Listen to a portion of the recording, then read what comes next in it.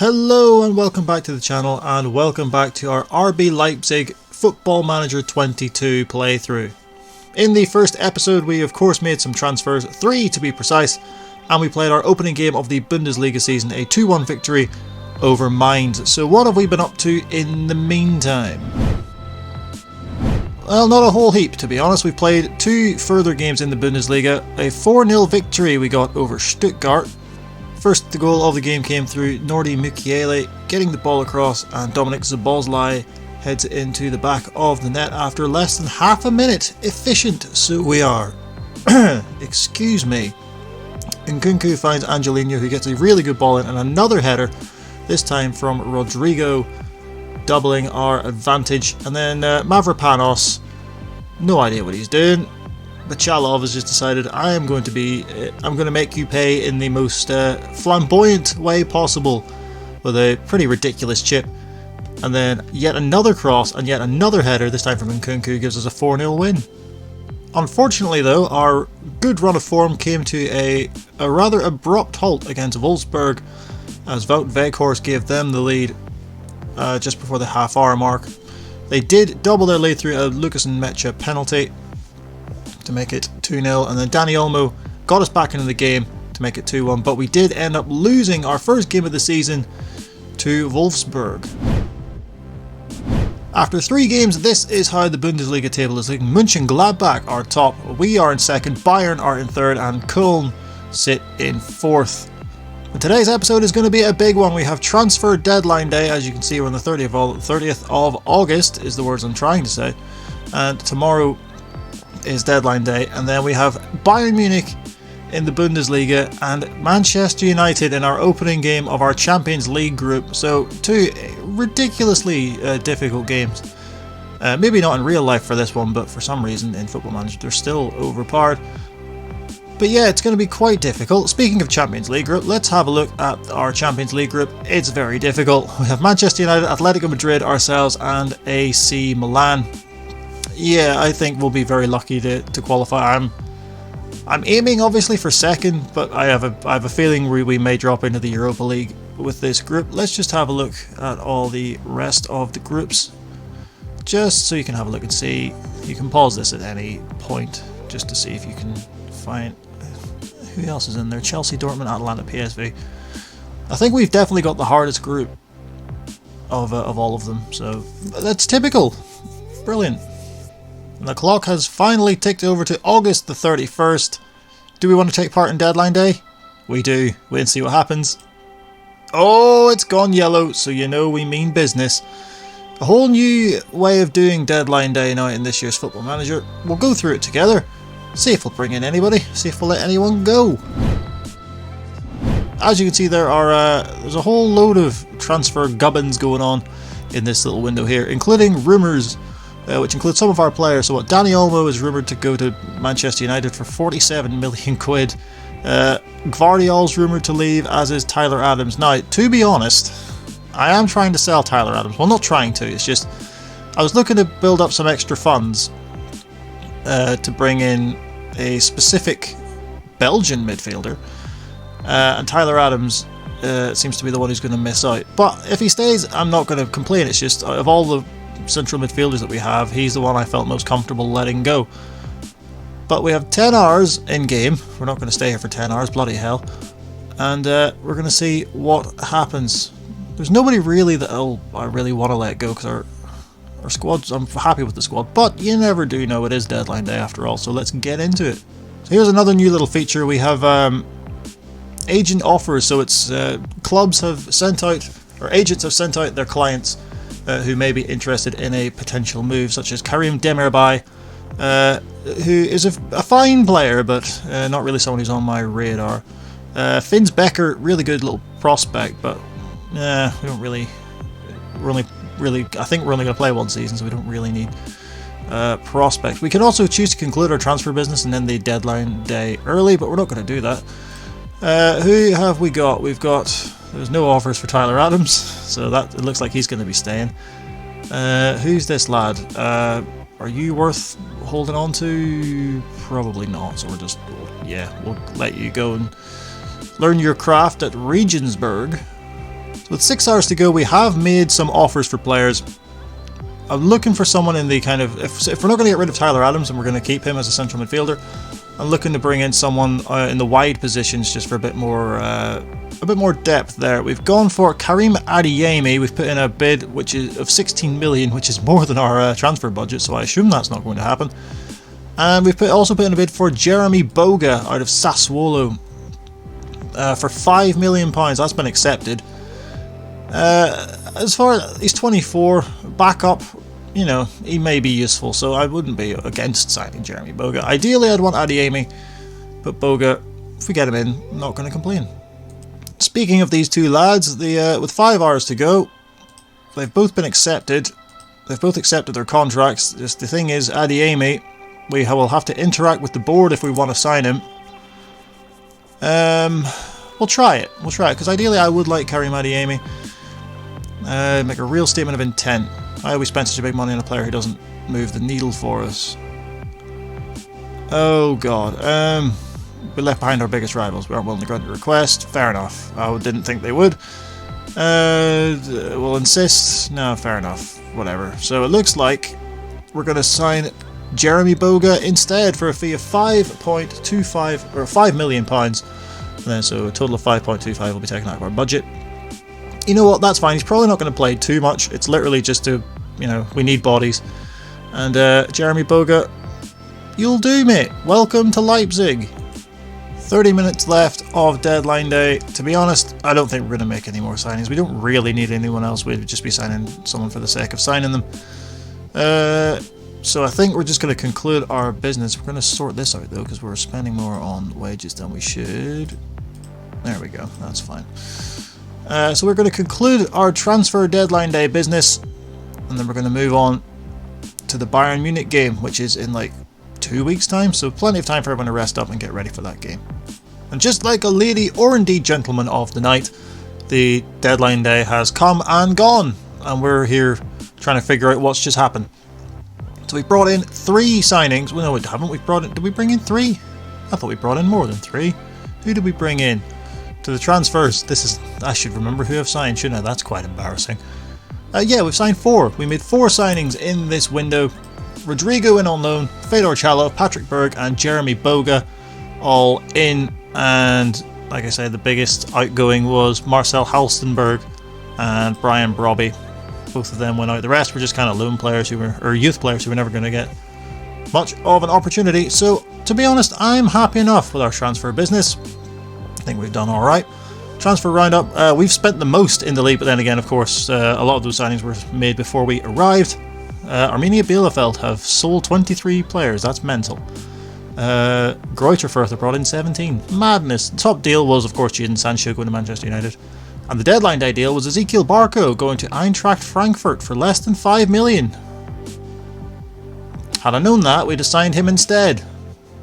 I am not very good at this. The transfer window's done, the international break is done, and now we get on to the first game of this episode, and it doesn't get any bigger against the current Bundesliga champions and football uber bastards in Bayern Munich. This is the biggest game of our season, and it's arguably going to be the most difficult thus far. This is the squad we're going with, or is it? Will I put... You know what, Gvardiol is going to come out and Simikan is going to come in. It's the only change we're going to make. As Galassi, Angelino, Simikan, Orban and Michele, with Nkunku, Olmo, Mariba in midfield. Szoboszlai on the left, Rodrigo on the right, and Andre Silva is going to come in now that he's back from injury. As we have Martinez, Gvardiol, Berg, Poulsen, Henriks, Campbell, Leimer, Klosterman and Boga all on the bench. This is going to be a difficult game. If this is the kind of game we have to win if we're going to prove ourselves as champions in this league. Let's just see how we get on. There is our starting lineup, even though we've just already been through it, but there you go, you can see it again in all fancy new graphics and stuff. Let's see the Bayern Munich lineup. It's pretty ridiculous. Have they brought anyone in? No, they brought Kostic in, from what I can see on the bench. There is the Bundesliga table. Dortmund are top, having played a game more. So if we win, I think we'll go. Will we go top? I don't know. I can't do math, or maths as they call it over here. Can't manage either, but I'm in this position, so let's just crack on and see how we get on. We're nearly 40 minutes in the most anticipated game of the season, and nothing has happened so far. It's just saying that. Kimmich has gone in on Szoboszlai, and Joshua Kimmich has been sent off. A straight red card for Kimmich. Well, this is a chance for us now. If ever we're going to get a victory over Bayern, this is our best opportunity. They're down to 10, and nothing came from that corner, and we go into the half-time break.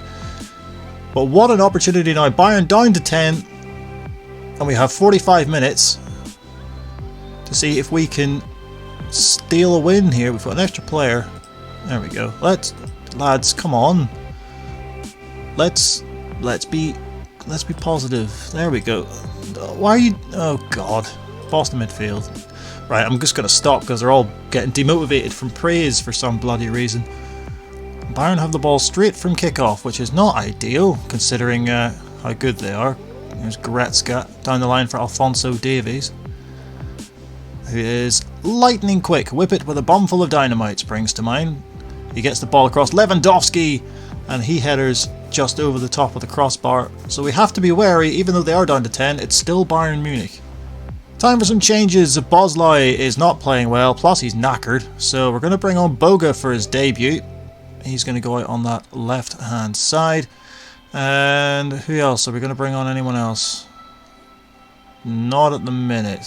We'll just keep it as it is for the minute. Nothing has happened in this game. Oh no, just saying that. Why have I said that? Davis with the ball in. Goretzka! And Bayern do take the lead. The 10 men of Bayern. Leon Goretzka heads in from an Alphonso Davies corner. And we go behind. Oh, balls! Right, we're going to go attacking, which is a stupid thing to have done, but we need to do something. We're behind it. Oh, for the love of God! Nkunku.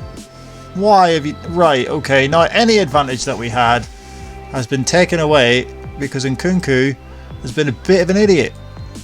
Oh, for the love of God. Right, Campbell's going to come on, and Mariba's on a booking, so I'm going to bring Mariba off and bring on... I'm going to bring Berg on, I think. We're going to have him as a ball-winning midfielder. God's sake! Berg finds Silva. Needs options. Campbell, what a ball. Dani Olmo, he's been forced wide. And he's just given the ball away. That's good. Angelino gets it back though. Here's Boga! And he's hit the bar! What a way that would have been to make an impact. Jeremy Boga cracks a shot off the crossbar. Not long left inside the final 6 minutes of the game. And to be honest, we haven't really created a lot. But here's Boga. Good ball. Campbell, surely, yes, Kevin Campbell equalises with just over 5 minutes left to play. We get the equaliser, Kevin Campbell. What a great play from Boga to win the ball back. He sees Campbell, switches it, and that's a really composed finish from the Slovenian, I think. I think he's Slovenian. Who cares? I don't care where he's from. He's given us the equaliser. And we're going into the final, we're going into these 5 minutes of injury time. I'll take the point. I will happily take the point. And we do get a point. From the biggest game of our Bundesliga season to the opening game of our Champions League campaign against Manchester United at Old Trafford. Like I say, this is an extremely difficult group that we've been placed in, so we'll do very well to get out of it. The squad is pretty much the same as the Bayern game, only a few changes. Berg's going to come in for Nkunku just to kind of hammer home the fact that I didn't like what he did. So he's out. Poulsen is in up front as well. Silva drops to the bench. Martinez, Gvardiol and Tyler Adams all unregistered just because, as is Haidara, because there was I couldn't register everyone, so a few had to miss out. Fun fact, if you want to avoid any confrontation whenever that comes up, go on holiday. And then you don't have to talk to anyone afterwards, it's all fine. Go on holiday for a day, so you miss the registration, your assistant manager does it for you, and there you go, you don't have to deal with any upset players. Either way, let's hope that no one will be upset after this result, except the ones wearing red. Here is a look at the Manchester United lineup. Henderson starts in goal. Have they brought anyone else in? Nah, not that I can see, not that they really need to. Their squad in this game is quite ridiculous. there's our starting lineup as we look to get off to a decent start. There, once again, you see our group, and you see how difficult it is. It really is the group of death in this season's Champions League. So Manchester United throw deep in our half. Sancho. There's McTominay, looks to get it across in towards Ronaldo. And Cristiano Ronaldo gives Manchester United the lead. But it will go to VAR. Now this year, in Football Manager, VAR is a lot more forgiving with offside calls, so there's a very good chance that this will be allowed, but it's not. It's been disallowed. Cristiano Ronaldo offside. Let's have a look. He is offside, to be fair. We've got away with that one. It just goes to show that they're always a threat. Now we have a throw. Here's Olmo, Angelino, and towards Mukiele, looping a header towards goal, and that's gone just wide of Henderson's post. Half-time at Old Trafford, not a whole heap to report. It's not been the most lively of games, apart from that Ronaldo goal that was given offside. I'm going to say I'm not happy. It tends to fire up everybody, except for Nordi Mukiele, apparently. United have the first chance of the half. It's Pogba, and he heads it over the top. Here's Luke Shaw. He's given it away. Mariba, he's got no options in the box, but McTominay with I thought was a really good sliding tackle, but the referee is going to go to the monitor and have a look at this. I think this would be harsh. That looked like a good tackle to me. But let's see what the referee's decision is once he's done watching the old telly there. No penalty. Yeah, I thought it wouldn't be. Just keeping hold of it, making United chase it. Simikan finds Poulsen. Now Szoboszlai plays it through. Yusuf Poulsen, real chance. What a miss. Time for some changes. Szoboszlai is knackered, so Boga's going to come on after his impressive debut appearance. And I'm going to bring Fedor Chalov in, actually, because he's impressed when he's played, so he's going to get a go. Fernandes with the corner for United. Headed the back post, Ronaldo. And this time it will count. And Manchester United do take the lead through who else but Cristiano Ronaldo. The Portuguese connection as Fernandes with the ball across. Ronaldo rises highest, and Galacci, there's a man on the post there and he still got beat at his near post. That's poor. That's really poor. But it looks like that Manchester United are going to hold on here, but there is another highlight with Varane. He's going to take his time over this throw, as you would imagine. Mata finds, Jesus, Van de Beek's on. What is good? This truly is a simulation. Donny van de Beek off the post. Was it flicked on by Cavani? God, it really would have been. I'd have to turn the computer off how Donny van de Beek scored, because then we would really be we'd be truly living in a simulation. But that does it.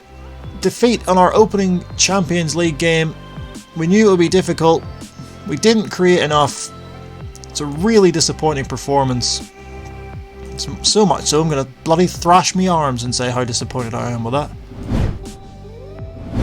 You know what, I'm just looking at the stats after that game, and even more so, that's even more disappointing, because we were ahead on XG, we had more possession, we had more of a percentage of shots on target, a higher percentage of passes completed. We should have at least created something, and that chance that Poulsen missed really did come back to haunt us in the end. But sure, we can't dwell on the past. If we did, we'd just be really sad all the time. So we're going to look to the future, and we're going to see when we're going to come back for the next episode. There's a lot of just fluff in here, so I think what we're going to do is we're going to finish September, we're going to play all through October, and we're going to come back for the Milan and Borussia Dortmund double header. I think that would be a good place to come back. So there's how many? 1, 2, 3, 4, 5, 6, 7, about 9 or 10 games in that gap, 2 of which are Champions League ties. So there'll be plenty to keep us busy in the meantime. So while I'm doing that, it'd be really good of you to hit that like button, hit the subscribe button, and hit the bell to be notified of when we make new videos. That's only if you want to. Don't feel like you bloody have to or anything. Just if you want to, and it'd be really good of you, and we would thank you very much. So all that remains for me to say is, once again, thank you all so much for watching, and we'll see you, as always, in the next one.